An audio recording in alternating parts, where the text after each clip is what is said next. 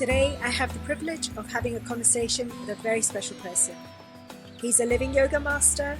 He's a modern-day rishi with his roots in ancient knowledge, a spiritual leader of the Paramatniketan Ashram in Rishikesh. It's one of the largest spiritual institutions of India. He's also been credited with being the founder of the Encyclopedia of Hinduism.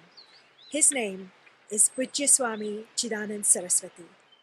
So earlier we talked about the veil of Maya and how Sadhuji gave the analogy of the Wizard of Oz and how there's a tiny little man behind a screen and how he only was powerful, if you like, the wizard, when the screen was there. So I see that as the screen of Maya, the veil of Maya.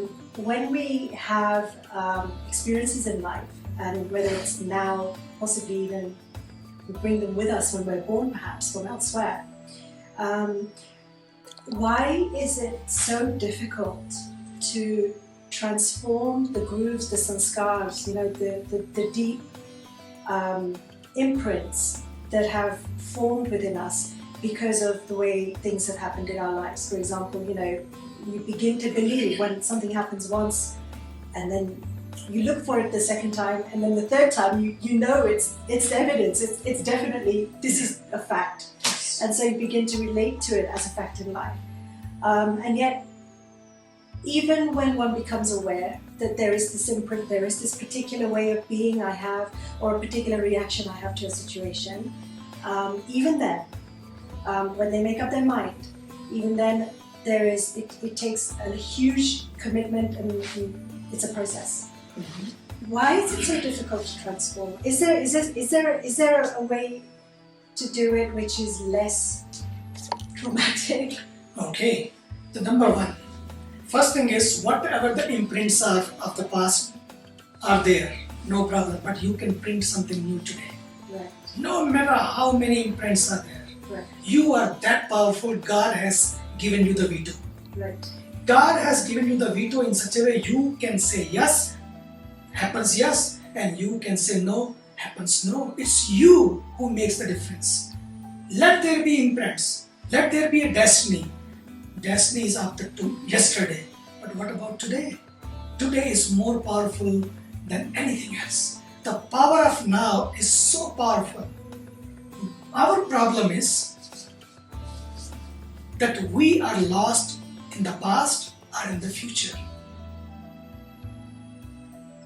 And we forget the power of now. And the power of now is the one which creates your new destiny, which creates your new prints. We don't have to keep worrying about the past imprints, past sanskaras. Yes, they are there. They have their role to play. They have amazing power also. But at the same time, you are now right here. Past is a past, mystery. Past is a history now. And you can right now draw the new lines, to create new lines. And it's in your hand. God has given that much power to us. But our problem is, because we forget that. And that's why we need that connection to the divine. Because He is powerful.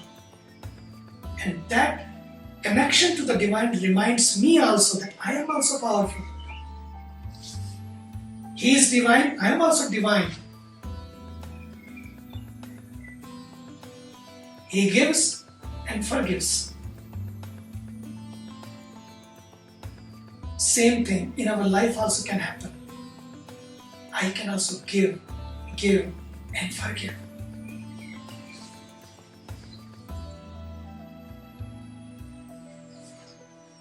We get and forget. He gives and forgives. That's our problem. But what we can do, when we have that connectivity with the divine, it reminds us, I am also divine. I have to move on. Let there be a past, but let there be this present also. Why I forget the power of the present, which is a present to me, which is all presence right here. With that, you start your day.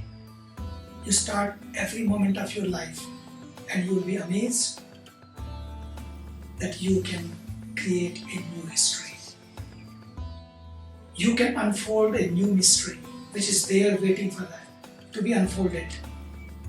And that everybody should realize, that much power we have it. You draw the line now, line is drawn. I am not going to be angry from tomorrow. Tomorrow, now. I am not going to fight anymore. I am not going to show my powers. I am not going to show that I am number one.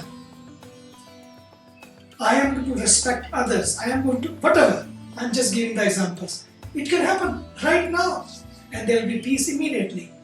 I don't have to wait peace. You sow the seed now, but you have to wait for 6 months for the crops. But here, you sow the seed now, immediately you see the power of that seed growing immediately and giving you the fruit. Even if it's no fruit, doesn't matter. I am just doing my duty from my side. And things grow. Things blossom. And let me take now a oath for the growth. Not growth somewhere outside there, growth right here. My development. And things happen. Main thing is, let us give a beginning. Let us give a start. Not tomorrow, now.